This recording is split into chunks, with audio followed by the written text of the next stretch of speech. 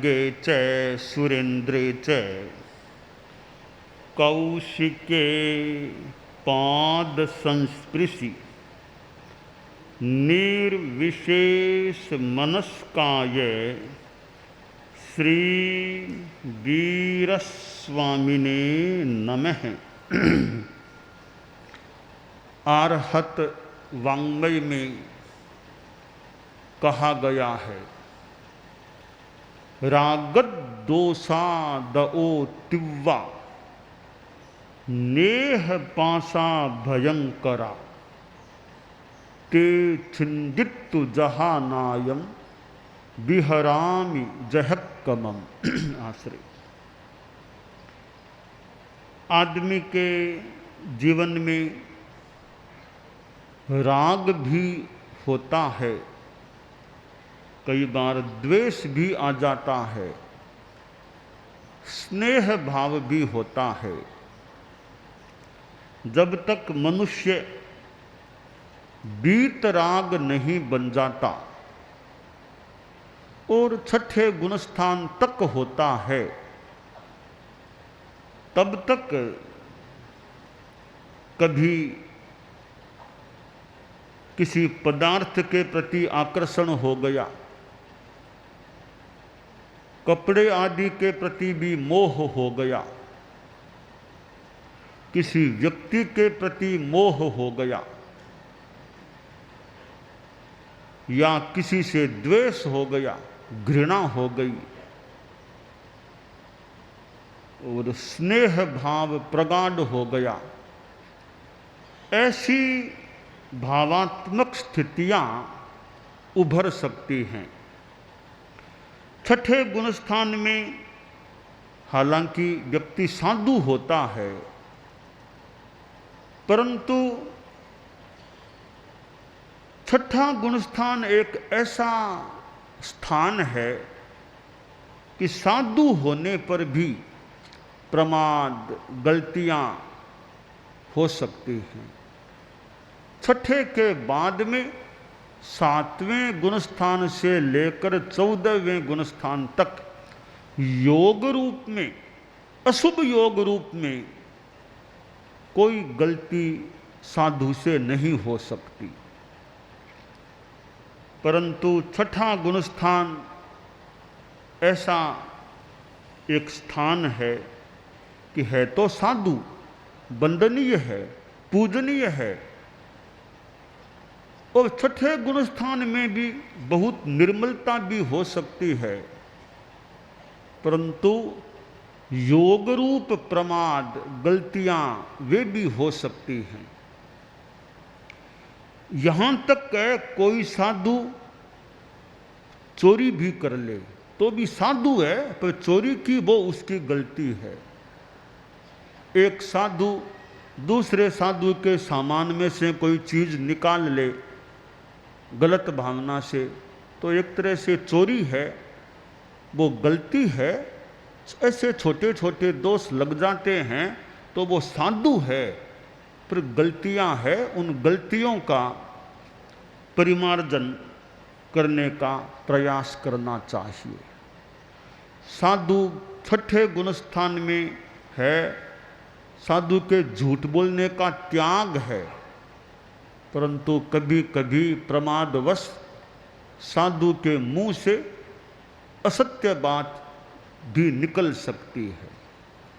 ये प्रमाद हो सकता है, गलती हो सकती है, कोई अनुमोदनीय बात नहीं है, फिर भी वह साधु रह सकता है। ये छोटी गलती हुई है।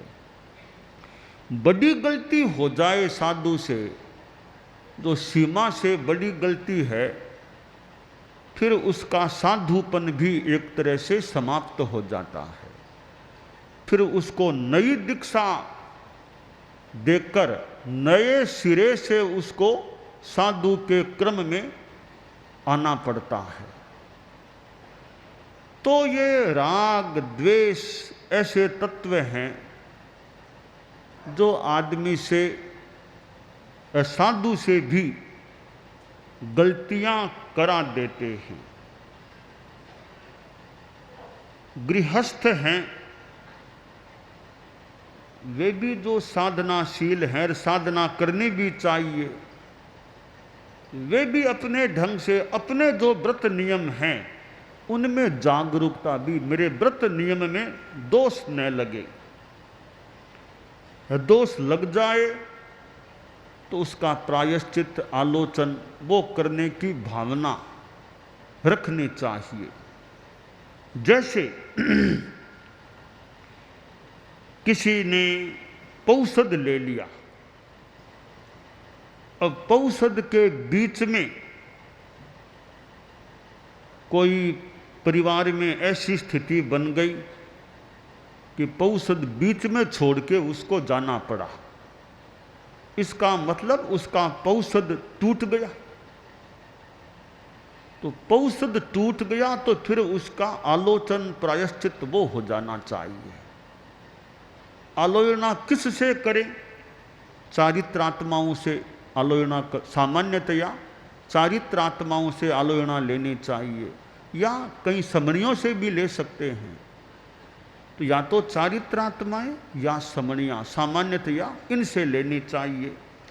कोई सामान्य सी है, चारित्रात्माएं हैं नहीं, समणियां भी हैं नहीं, आदमी पौषध भी करता है छोटी मोटी, तो वो फिर हमारी श्रावक संदेशिका में कुछ लिखित व्यवस्था है, वो स्वयं उसके अनुसार अपने मन से उसके अनुसार अपनी आलोचना कर ले। बड़ी गलती है वो तो बड़ों के पास उसकी आलोचना कर लेनी चाहिए, ताकि कहीं दोष लगा हो तो शुद्धि हो जाए।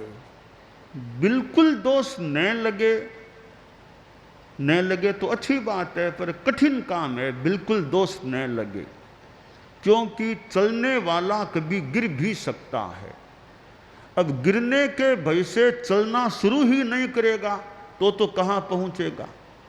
तो चलो, कभी गिर जाओ तो संभल जाओ, ठीक ठाक कर लो, मरम पट्टी कर लो, और तो क्या है।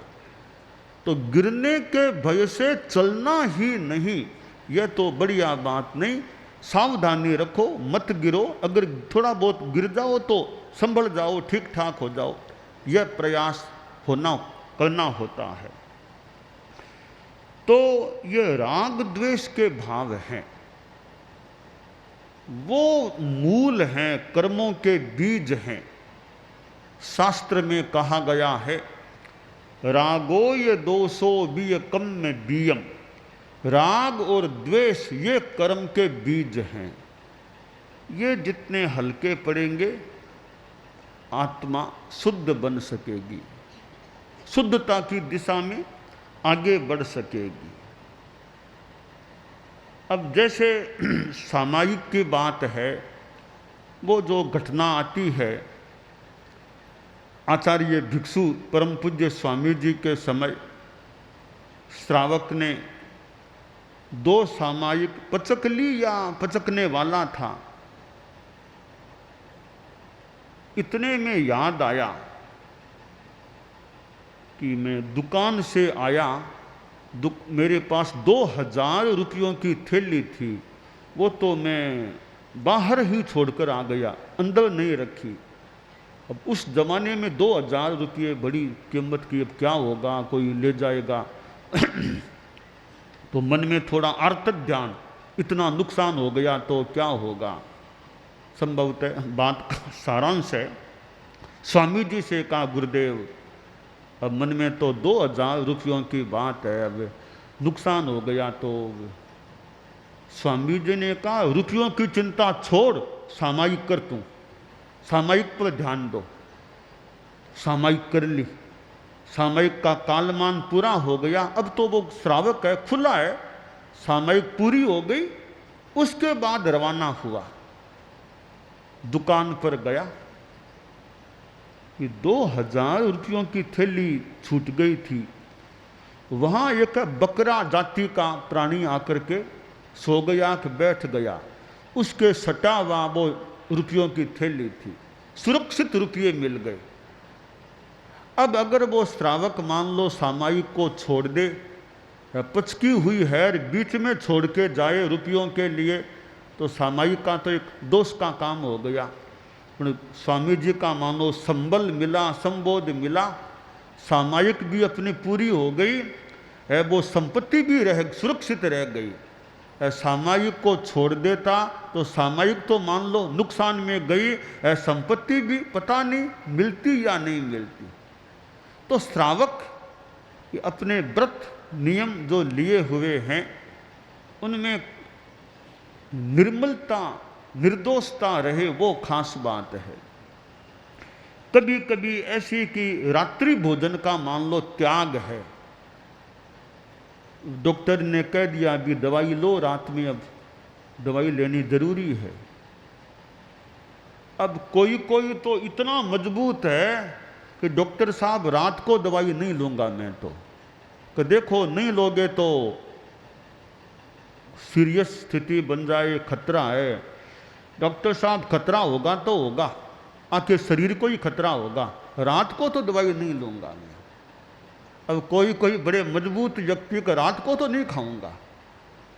अब सूर्योदय हो गया, हो सकता है शरीर भी ठीक हो जाए, बिना दवाई के काम चल गया है, सवेरे दवाई लेने में दिक्कत भी नहीं है, सूर्योदय हो गया है।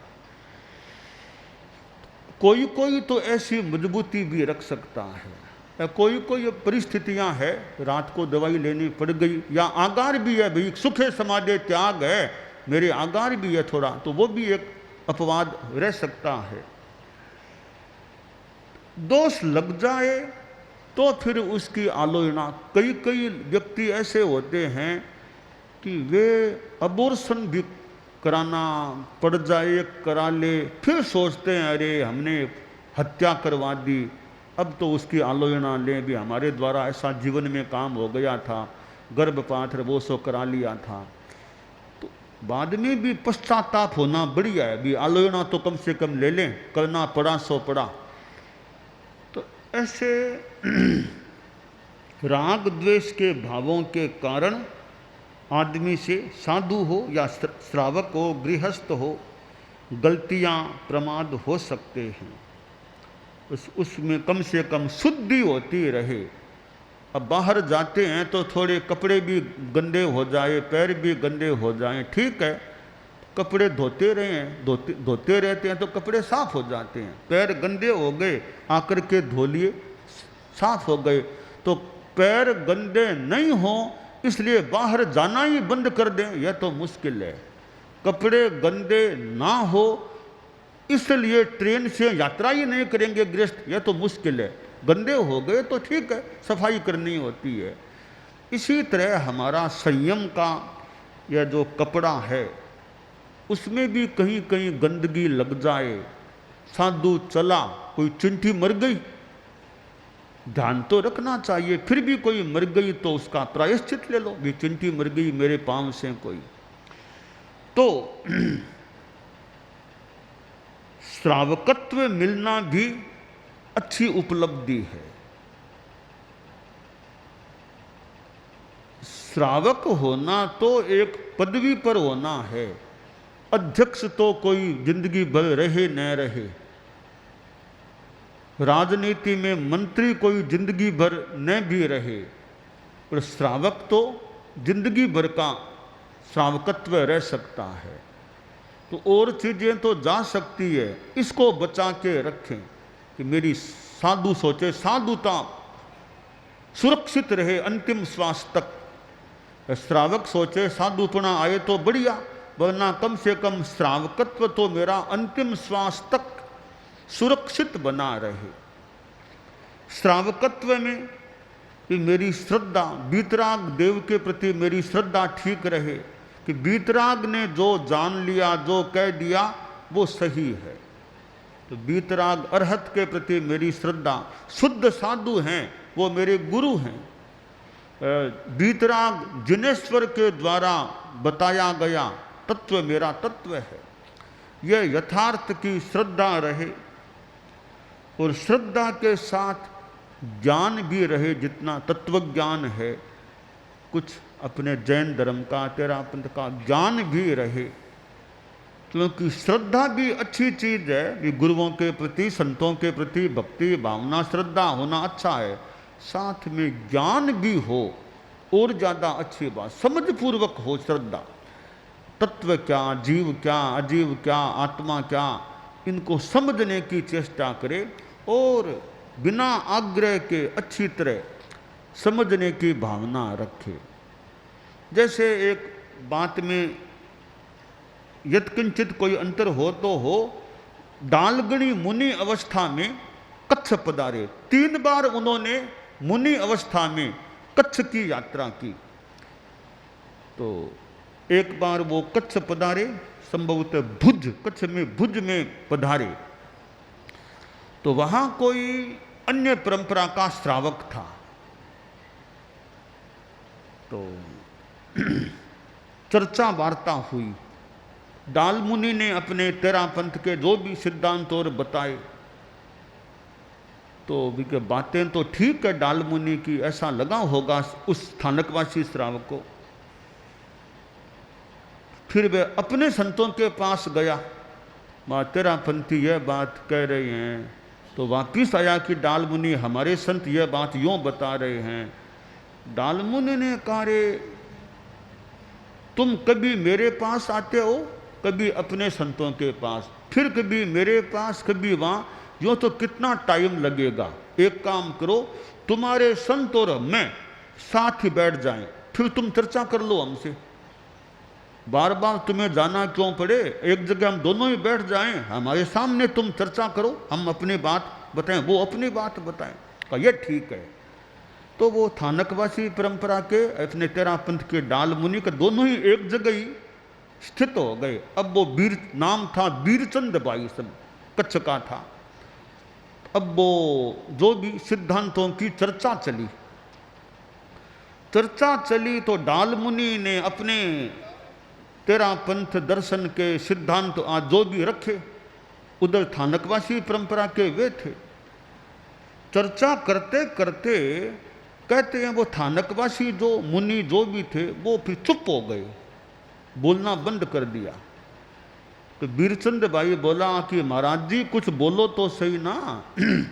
डाल मुनि जो बात कह रहे हैं, या तो आप इनकी बातों का खंडन करो, या तो खंडन करो तेरा पंथ की बातों का, या आप इनको सही मानो, स्वीकार करो। एक काम तो करो ना आप, या तो गलत बताओ या सही बताओ, कुछ तो कहो। तो वे थानकवासी का भाई मैं बोलना नहीं चाहता। मैं इस बात का भाव यूं समझा कि उनका चिंतन था कि बोल करके मैं गलत बात तो बोलना नहीं चाहता, अपनी परंपरा से विरुद्ध बात भी कहना नहीं चाहता, तेरा पंथ की बात का समर्थन भी नहीं करना चाहता। मैं थानकवासी परंपरा का हूँ।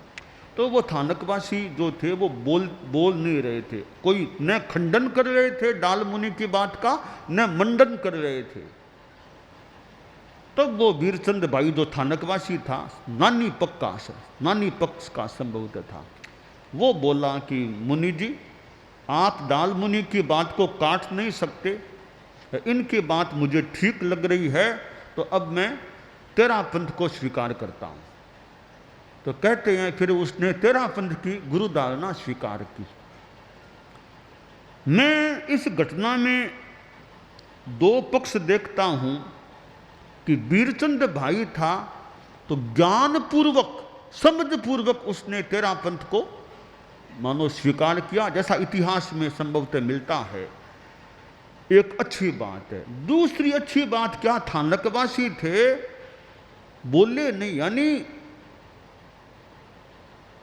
जो बात उनको लगी कि इनकी बात में दम है तो फालतू खंडन नहीं किया, डाल मुनि का फालतू खंडन करने का प्रयास भी नहीं किया। यह भी अच्छी बात है कि ठीक है, अब सही बात स्वीकार तो मान लो नहीं कर सकते, परंपरा है अपनी, कम से कम बोलकर बिना मतलब खंडन तो न करें, बिना मतलब खंडन तो क्यों करें, वो भी अच्छी बात है। वैसे तो यूं श्रद्धा के साथ ज्ञान हो, वो बहुत ज़्यादा अच्छी बात है। ज्ञान पूर्वक हमारी श्रद्धा है, यह सिद्धांत है, यह सही लग रहा है, इसलिए हमें स्वीकार है। तो श्रद्धा भी हो, ज्ञान भी हो, और क्रिया फिर गृहस्थ श्रावक में सामायिक है, पौषदैक और त्याग प्रत्याख्यान आदि है, वंदना आदि आदि हैं, प्रतिक्रमण हैं। ये क्रियाएं हों तो फिर श्रावकत्व में परिपूर्णता आ जाती है। श्रद्धा, ज्ञान और क्रिया जैसे आप लोग गृहस्थ हैं, खीर, आप तो खीर बनाते होंगे, खाते होंगे। अब खीर में दूध भी है, चावल भी है और चीनी भी है, तीनों मिले हुए हैं तो खीर एक स्वादिष्ट खाने लायक बन जाती है। शीरा जो आप लोग बनाते हो, खाते हो, तो आटा भी है, घी भी है और चीनी भी है, तो पूरा अच्छा शीरा बन गया। तो इसी तरह श्रावकत्व में श्रद्धा भी हो, तत्वज्ञान भी हो, साथ में क्रिया भी हो, आचार सामायिक आदि आदि, तो श्रावकत्व भी एक परिपूर्ण हो सकता है। तो राग द्वेष मूल में हैं, ये जितने कम होते हैं तो श्रद्धा भी अच्छी, आगे फिर ज्ञान भी अनाग्रह भाव है तो अच्छा हो सकता है, प्रयास हो तो क्रिया भी अच्छी हो जाए तो श्रावकत्व में अच्छा निखार आ सकता है।